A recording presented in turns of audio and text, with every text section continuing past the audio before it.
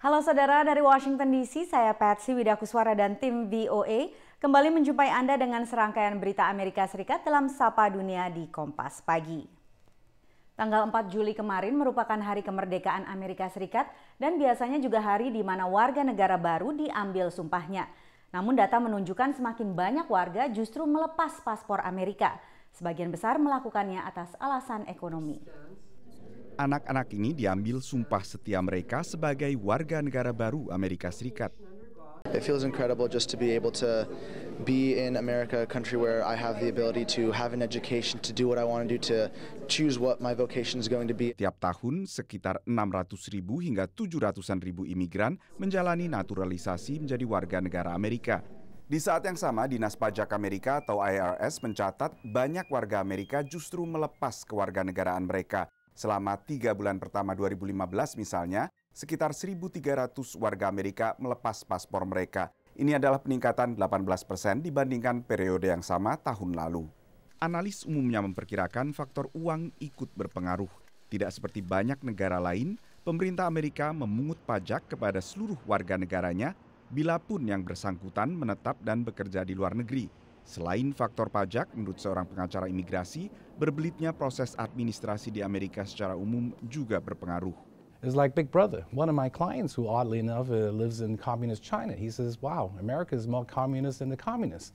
They don't ask for information like this in China. My God. Jumlah contoh orang tenar yang melepas kewarganegaraan Amerika, penyanyi legendaris Tina Turner yang menjadi warga Swiss, dan salah satu pendiri Facebook, Eduardo Saverin, yang pindah ke Singapura. Dari Washington DC, VOA.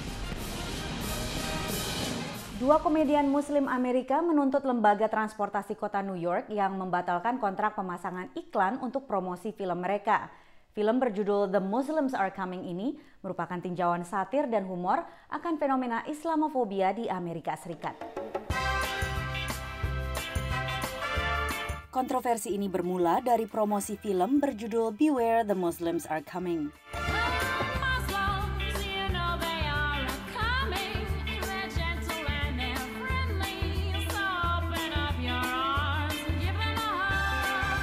Produser film ini menuntut MTA, Badan Transportasi Kota New York, karena membatalkan kontrak pemasangan iklan film ini di kereta bawah tanah. Menurut MTA, iklan ini bermuatan politis. MTA menetapkan kebijakan melarang iklan bermuatan politik untuk menghindari kontroversi seperti yang terjadi setelah pemasangan iklan yang dilakukan Pamela Geller, seorang aktivis anti-Islam. Kedua komedian di balik Beware the Muslims Are Coming merasa dirugikan. What's political about saying Muslims like frittatas or have great frittata recipes, or other posters are like Muslims hate a bunch of things, including hipsters who wear winter hats in the summertime. There's nothing political about us just expressing who we are and telling our story. Mereka menuntut berdasarkan hak kebebasan berpendapat yang dijamin konstitusi Amerika. First Amendment is totally awesome. It protects speech, all kinds of speech, and even speech that we don't like, and that's what makes it great. Negin dan Dean bersikeras, humor dan satir yang mereka gunakan dalam iklan ini jauh lebih efektif dibanding pesan kebencian yang selama ini ditebar aktivis anti-Islam. Demikian laporan tim VOA.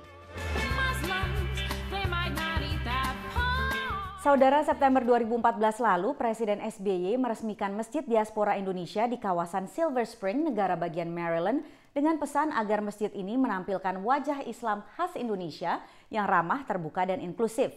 Selama Ramadan, pesan ini diwujudkan melalui berbagai kegiatan lintas agama, salah satunya dengan mengundang seorang sutradara berdarah Yahudi untuk menggelar dokumenternya yang menceritakan tentang pembakaran Masjid Amerika pertama. You have a community that is primarily made up of farm labor that donated a tremendous amount of money. Kegiatan Ramadan Diaspora Indonesia kali ini agak berbeda. Di kawasan Silver Spring, negara bagian Maryland, mereka menyaksikan dokumenter An American Mosque. As a Muslim community, they're now saying, here we are, we have a stake in life here. This is our home. Film ini mengisahkan tentang Islamic Center of Yuba City di California. These Muslims who are living in California who decided, I want to practice my religion openly. What's the best way to do that? I'll build a masjid. and just before it was complete, it was burned down. And so that's where the story kind of starts.